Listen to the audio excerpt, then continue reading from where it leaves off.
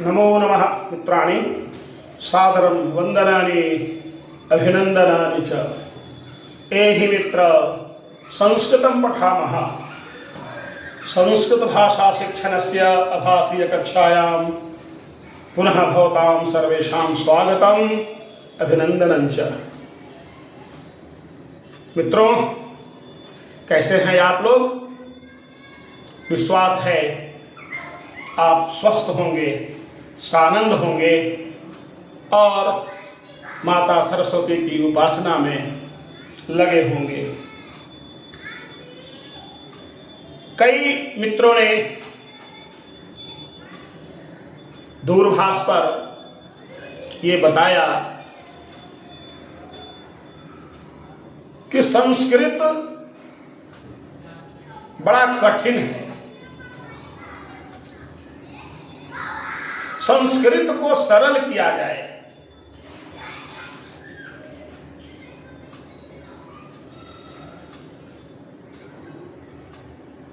और संधि समास से युक्त ऐसे ऐसे क्लिष्ट क्लिष्ट पद हैं जो पढ़ने में भी कठिनाई होती है। इसलिए उसमें संशोधन की आवश्यकता है। तो आज मैं उन्हीं के इस समस्या को लेकर आपके सामने संस्कृत भाषा शिक्षण में कहाँ कठिनाई होती है,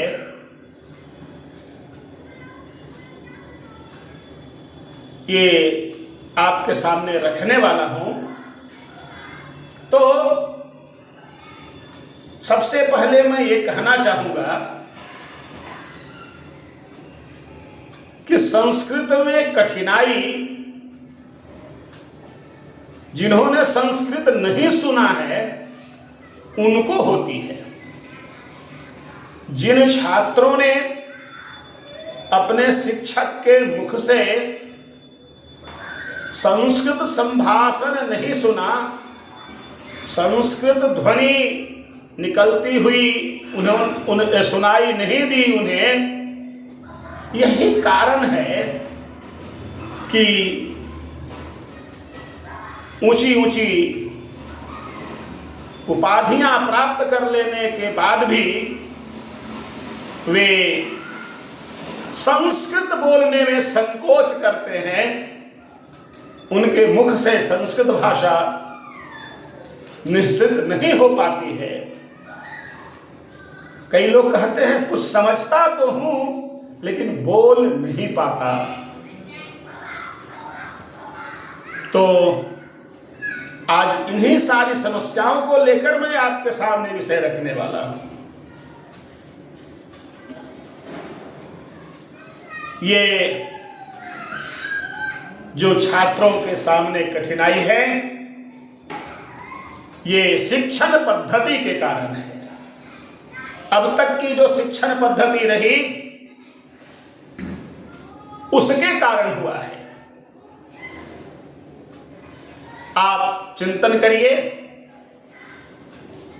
कक्ष में हिंदी के माध्यम से शिक्षक पढ़ाते हैं। अंग्रेजी वाले शिक्षक अंग्रेजी को अंग्रेजी के माध्यम से पढ़ाते हैं।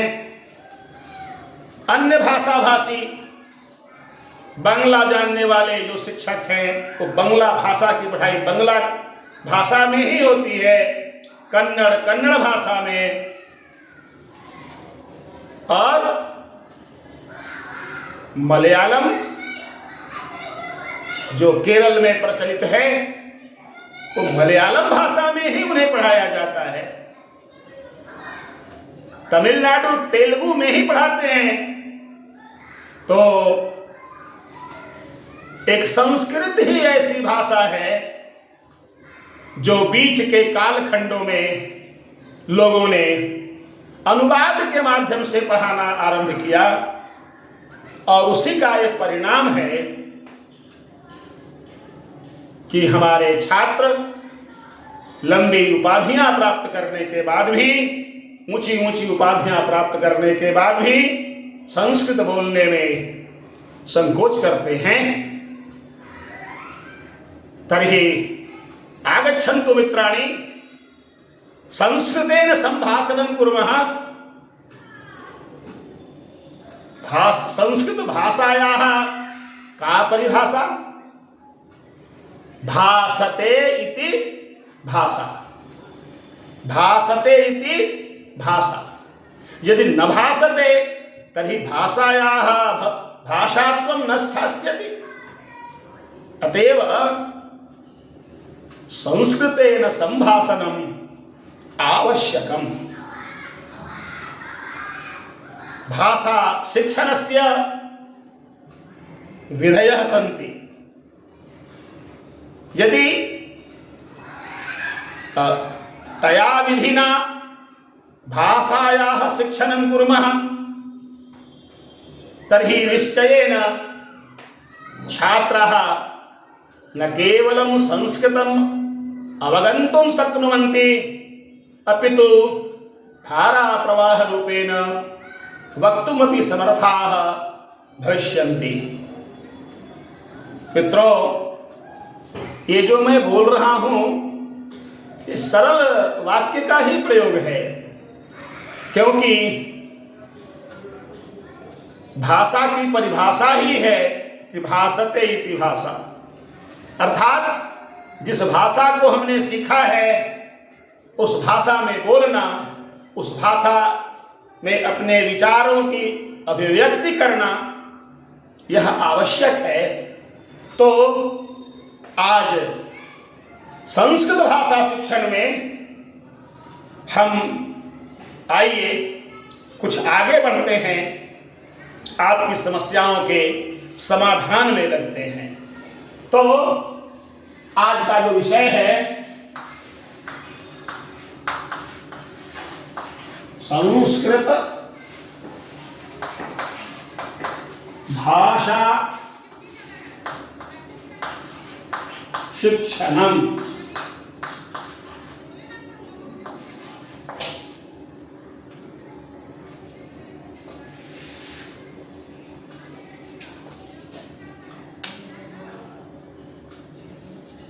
अहम संस्कृतेन एव पाठयामि प्रायः मम संकल्पः, परं भवताम् अवगमनार्थं मध्ये मध्ये हिंदी अपि वदिष्यामि। तर्हि चिन्तनं कुर्वन्तु। भवनं भवति, मन्दिरं भवति। यथा अत्र एकं मन्दिरमस्ति। मन्दिरम्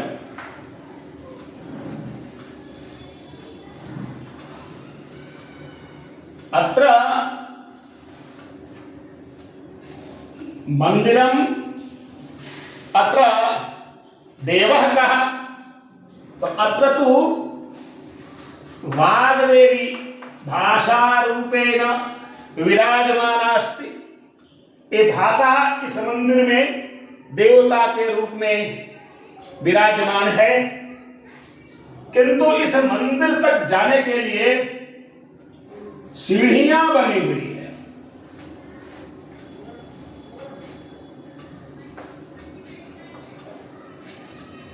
ये सीढ़ी बनी हुई है और सीढ़ी के माध्यम से ही हम इस मंदिर में प्रवेश करते हैं। यहाँ द्वार बना हुआ है।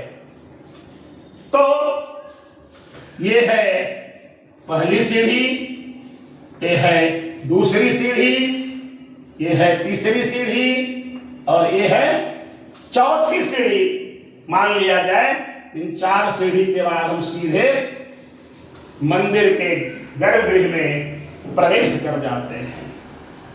तो इन्हीं 4 जो सीढ़ियां हैं, एतानि 4 सोपानानि सन्ति भाषायाः ज्ञानार्थम।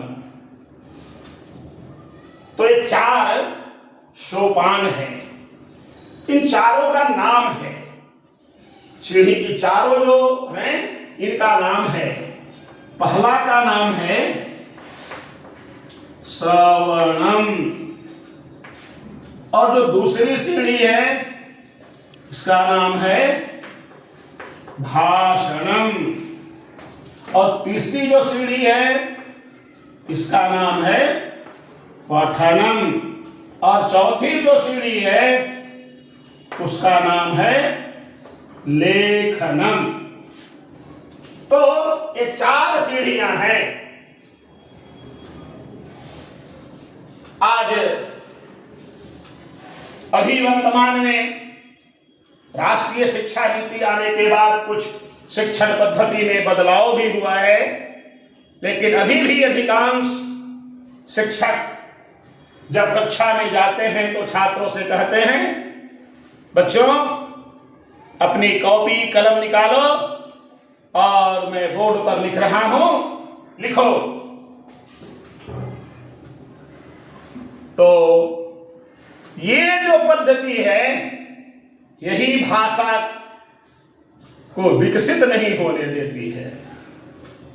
जो भाषाविद हैं, ऐसे भाषा शास्त्री जो लोग हैं, उनका कहना है कि जिस भाषा को आप पढ़ा रहे हैं उस भाषा को उसी की भाषा में पढ़ाइए, अनुवाद नहीं कीजिए। अनुवादेन विना यदि वयं संस्कृतं पाठयामः तर्हि छात्राः संस्कृतेन वक्तुं समर्थाः भविष्यन्ति, संस्कृतेन संभाषणं करिष्यन्ति, संस्कृतेन तेषाम् अवगमनं भविष्यति, न केवलम् अवगमनम् अपि तु उत्तरं ते दातुं समर्थाः भविष्यन्ति। तो ये पद्धति है, और आप कह सकते हैं इसको हम लोग कहते हैं ये ऊर्ध्व गति।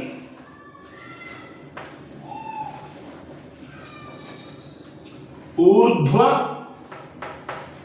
गति ये भाषा शिक्षण की ऊर्ध्व गति है। और यदि इस पद्धति को हम अपनाते हैं, अर्थात पहले लेखन, पहले लिखो पढ़ो तब बोलो और तब सुनो, तो ये भाषा की वास्तव में अधोगति कही गई है। ये भाषा की अधोगति है, कभी भाषा का विकास नहीं हो सकता है। इसलिए ये संस्कृत भाषा यदि आप सीखना चाहते हैं तभी प्रयासं कुर्वन्तु, शुद्धं वा शुद्धं चिंतां विहाय संस्कृतेन संभाषणं कुर्वन्तु, संस्कृतं वदन्तु, शिक्षकाः संस्कृतेन पाठं पाठयन्तु।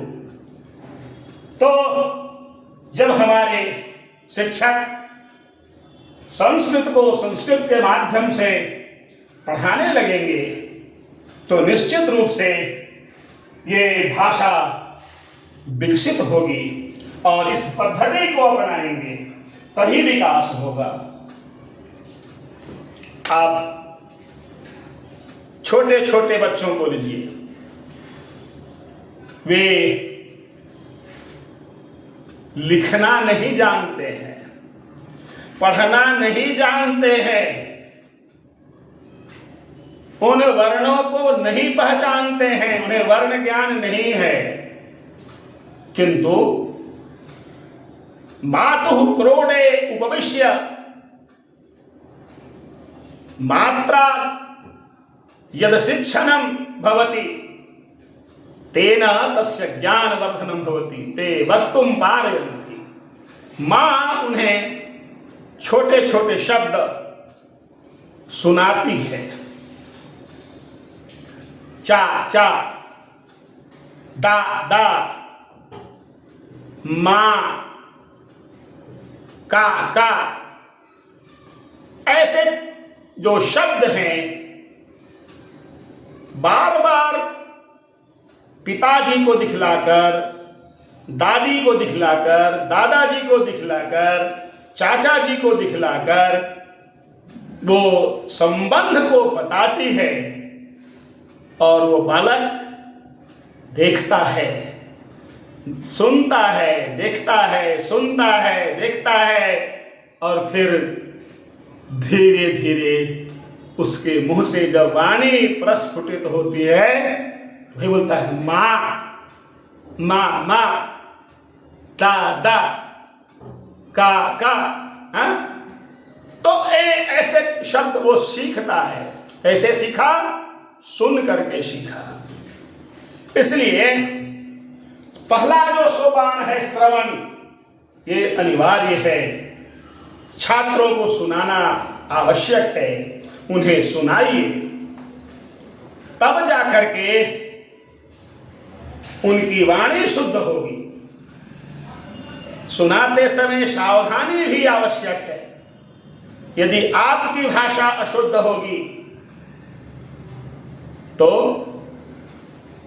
वे भी अशुद्ध बोलेंगे। यदि आपकी वाणी शुद्ध होगी तो वे बालक भी शुद्ध बोलेंगे। इसलिए हमको उनके सम्मुख बहुत ही सोच समझकर बोलना होता है और बोलना चाहिए। तो ये श्रवणम आवश्यक है और श्रवणम जब होगा तो भाषणम भी होगा, वे बोलेंगे भी। तो इस श्रवण के बहुत सारे उपाय हैं सुनाने के लिए। आप संस्कृत के पाठों को सुनाइए, उनके श्लोकों को सुनाइए, संस्कृत के गीत को सुनाइए और फिर उनसे अनुवाचन करवाइए। आप गीत की एक पंक्ति बोलिए, वे भी बोलेंगे। आइए देखिए, मैं बोलता हूं गीत, आप भी बोलने का प्रयास करिएगा। सुरस सुबोधा विश्वमनोज्ञा ललिता हृदया रमणीया। सुरस सुबोधा विश्वमनोज्ञा ललिता हृदया रमणीया। अमृतवाणी संस्कृत भाषा, अमृतवाणी संस्कृत भाषा। नैव क्लिष्टा न च कठिना, नैव क्लिष्टा न च कठिना, नैव क्लिष्टा न च कठिना। मित्रों, एक गीत का एक कुछ 4 पंक्ति थी, आपने सुना, बोलने का भी प्रयास किया होगा। करिए, कुछ पाठ्य पुस्तकों में भी ये गीत आपको मिल जाएंगे और इसी गीत में संस्कृत भाषा के महत्व को भी बता दिया गया है। ये भाषा कैसी है? सुरस है, सुबोधा है, रस से युक्त है, सुंदर रसों से युक्त है, सुगम्य है, शीघ्र ही याद होने लायक है, और मन को आनंदित करने वाला, ललिता रमणीया।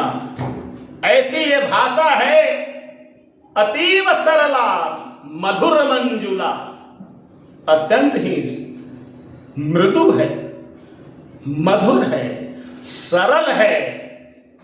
नैव क्लिष्टा न च कठिना, ये भाषा कठिन नहीं है, क्लिष्ट नहीं है। तो ये भाषा कैसे क्लिष्ट नहीं है, कैसे ये भाषा सरल है, हम अगले पाठ में उसे समझने का प्रयास करेंगे। तो अभी इतना ही। एकम निवेदनमस्ति, भवन्तः प्रयत्नं कुर्वन्तु, शनैः शनैः लघु लघु वाक्यानाम् उच्चारणं संस्कृतेन कुर्वन्तु।